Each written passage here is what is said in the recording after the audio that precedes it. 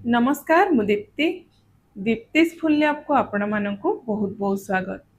आज आम गोटे बहुत ही बढ़िया और हेल्दी रेसिपी बनैबा छोट बड़ समस्त को पसंद आसीबो। स्पेशली पिला मानक पई ना ये गोटे बहुत बढ़िया रेसिपी आराम से आपण घरे बनै के दे पारिबे।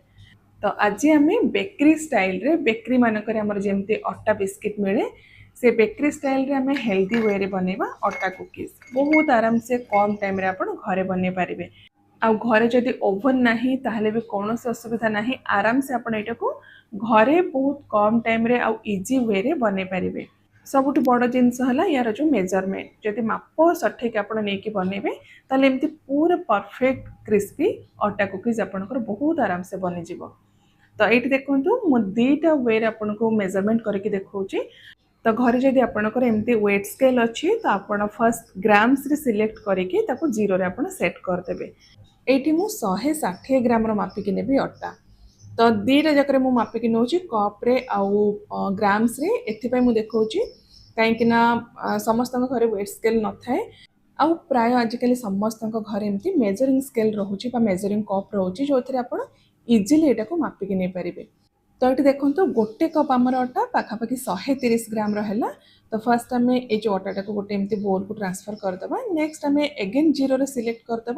देन आम आउ 30 ग्राम मापिक ये अटा नवा जोटा टोटाल आमको 160 ग्राम अटा नबार अच्छी। तो ये देखो आउ 30 ग्राम मुझे अटा मापिक नौचे पाखापाखि 1/4 कप आमर अटा है।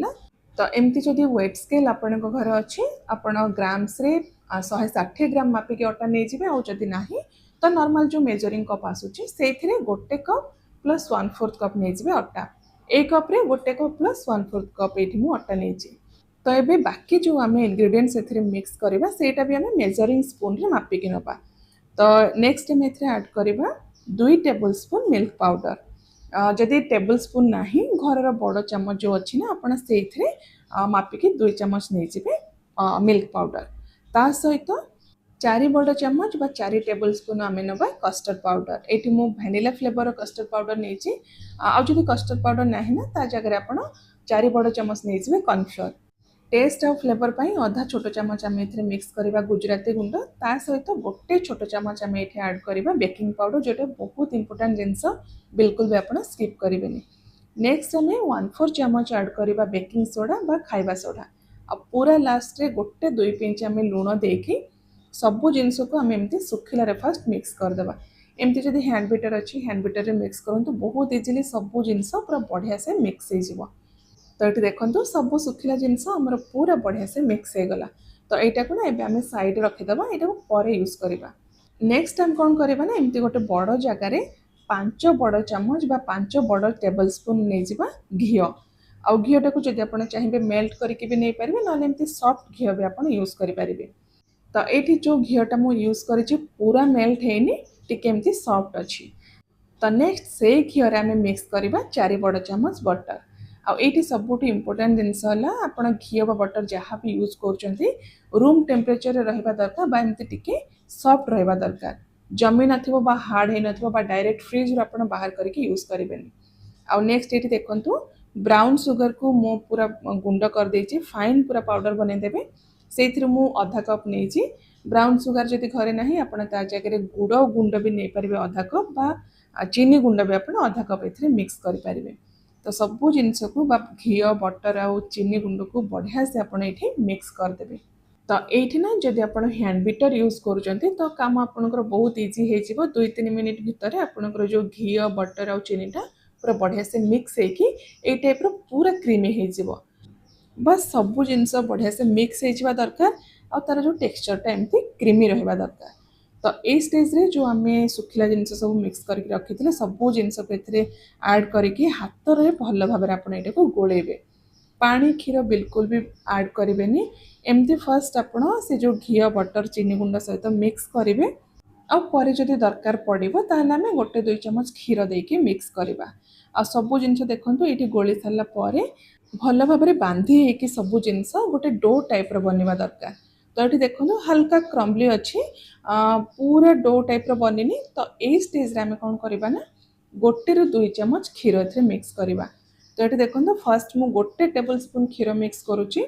गोटे टेबल स्पून फास्ट आप क्षीर मिक्स करके एमती गोलेबे आउ गोटे टाइट डो बनइबे रुटी पूरी जमी अटा चकटती से नरम करेंगे बास खाली सबू जिनस बांधी एकाठी गोटे डो बनबार अच्छी आउ अटार क्वालिटी उपर भी डिपेंड करुच्ची किसी अटा अच्छी मॉइस्चर टिके बेसी ऑब्जर्व करे आउ किसी अच्छी मॉइस्चर टिके कम ऑब्जर्व करे तो से हिसाब रे आपण देखिकी नेबे जदि बिना क्षीर रे भी आपणकर डोटा बांधी हो जाउछ एकाठी ताले क्षीर भी ऐड करबा बिल्कुल भी दरकार नहीं जेहेतु ये टिके मते क्रम्बली लगिला मिक्सचरटा से मुझे 2 चम्मच क्षीर मिक्स करके यही टाइप गोटे टाइट अटा चकटी दबा कभर करके पाखापाखि 5 ରୁ 7 मिनिट एमती साइड रखिदबा जमती यहाँ पूरा बढ़िया से सेट हो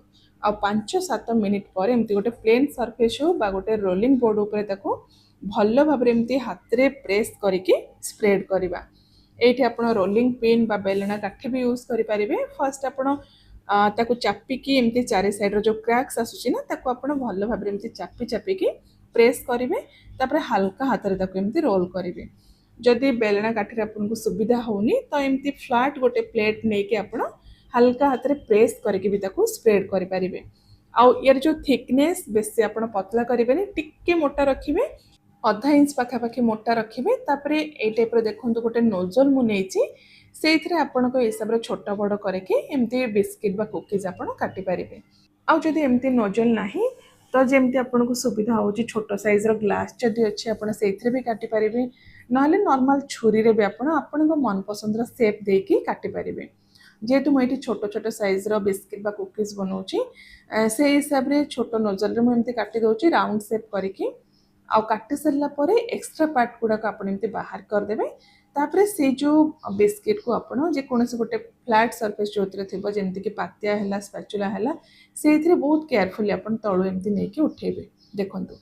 बेसी मोटा नहीं कि बेसी पतला भी नहीं आउ जेहेतु छोट साइज आम बनईचे बहुत कम टाइम यहाँ बेक हो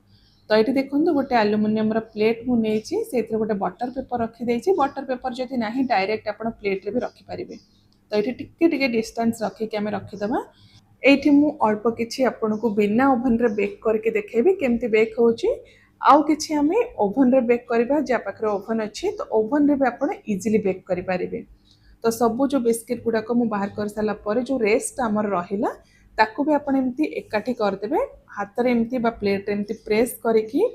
टिके मोटा करके एमती स्प्रेड करेंगे तापर आपण को मन पसंद आपण काटिकी शेप दे पारिबे आउ घरे जदि कुकी कटर अच्छे ना से आप इजिली अलग अलग शेप देके काटी पारे तो ये देखो सब गुड़ाक मुझे अल्प किसी मुझे गोटे प्लेट रे नहीं आउ किसी मु ओभन ट्रे रे एमती सेट कर देछि तो जो प्लेट रे मु रखी ना सेटा को आम बिना ओभन रे बनइबा तो ये देखो जो मैंने वीडियो रेगुलर देखुं से मैंने जानी ये जो जगहटा ना मु बेकिंग पे ही यूज करे तो एमती घरे जदि बड़ जगह अच्छी आपण ताको प्रीहीट करदे हाई फ्लेम रे 3-4 मिनिट बेसी भी प्रीहीट करवा दरकार नहीं 4 मिनिट आपण प्रीहीट करदे भितर एमती गोटे रिंग रो स्टैंड रखीदे जदि ना जेकोसी नॉर्मल प्लेट आप रखीदे ता ऊपर आम जो बिस्किट रो प्लेट रखिकी कभर करदबा लो फ्लेम रे 15 मिनिट 12 ରୁ 15 मिनिट आप को बेक करेंगे पूरा लो फ्लेम रे आउ रेस्ट जो आमर रहा से आम ओभन रे बेक करवा तो ओभन रे बेक करने फर्स्ट आप 160 डिग्री रखिकी सेट करके टेम्परेचर को ताकू 10 मिनिट प्रीहीट करदे देन मिडिल रैक रे रखिकी ताकू एगेन 15 मिनिट आप 160 डिग्री रे बेक करेंगे तो ये देखो पाखापाखि 15 मिनिट पर मुझे देखा जोटा आम गैस स्टोव रे बेक करते पूरा बढ़िया से बेक हो जाए जदि ये गरम स्टेज रे आप टच करेंगे ना टिके आपको नरम लगे किंतु ठंडा हो सारा पर ये पूरा बढ़िया से एमती क्रिस्पी हो तो ओवन रे भी मुझे बाहर कर देछि ता सहित जोटा मैं गैस रे बेक करथिले ताकू भी बाहर कर देछि ठंडा हो सारा पर ये मुझे आपको देखौछि फरक एतिक रहिला जोटा मैं गैस रे बेक करथिले तार ऊपर पार्टटा व्हाइट अच्छी ब्राउन हेनी किंतु तल पार्टटा एज यूजुअल ब्राउन अच्छी किंतु जोटा आम ओभन रे बेक करथिले तल पट तो ब्राउन अच्छी ऊपर पटे भी ऊपर पट साइड रे भी हल्का ब्राउन कलर आछि जेमती हमर नॉर्मली बेकरी रे मिले किंतु टेस्ट रे बिल्कुल भी फरक रहबनी बिना ओभन रे भी आप आराम से घरे बन पारे बस कलर रे टिके फरक आसो गोटे हल्का ब्राउन रहिबो आउ जोटा आप गैस स्टोव रे बनइबे सेटा टिके ऊपर पट व्हाइट रहिबो तो देखो ठंडा सारा पर केते क्रिस्पी होइछि ଏଟାକୁ ଆପଣ ଗୋଟେ ଏୟାରଟାଇଟ୍ କଣ୍ଟେନରରେ ଭରିକି ମାସେ 2 ମାସ ଆରାମସେ ରଖିପାରିବେ ବା ଛୋଟ ପିଲାମାନଙ୍କ ପାଇଁ ଆପଣ ଏଟାକୁ ବନେଇକି ଷ୍ଟୋର କରିପାରିବେ। ଯେତେବେଳେ ତାଙ୍କୁ ଖାଇବା ପାଇଁ ବିସ୍କିଟ୍ ବା କୁକିଜ୍ ଇଚ୍ଛା ହେବ ଆପଣ ଏମିତି ହେଲ୍ଦି ୱେରେ ଘରେ ବନେଇକି ଦେଇପାରିବେ। ତ ଆଶା କରୁଛି ପସନ୍ଦ ଆସିଥିବ ରେସିପିଟି ସମସ୍ତଙ୍କୁ। ନିଶ୍ଚୟ ଥରେ ଏଇ ପ୍ରୋସେସରେ ଆପଣ ବନେଇକି ଦେଖନ୍ତୁ, କେମିତି ଲାଗିଲା ଆପଣଙ୍କର ମତାମତ ମୋ ସହିତ ନିଶ୍ଚୟ ସେୟାର କରନ୍ତୁ। ତ ମୁଁ ଆଉ ଥରେ ଆପଣମାନଙ୍କ ପାଇଁ ଗୋଟେ ବହୁତ ବଢ଼ିଆ ନୂଆ ରେସିପି ନେଇକି ଆସିବି। Till then take care and bye bye.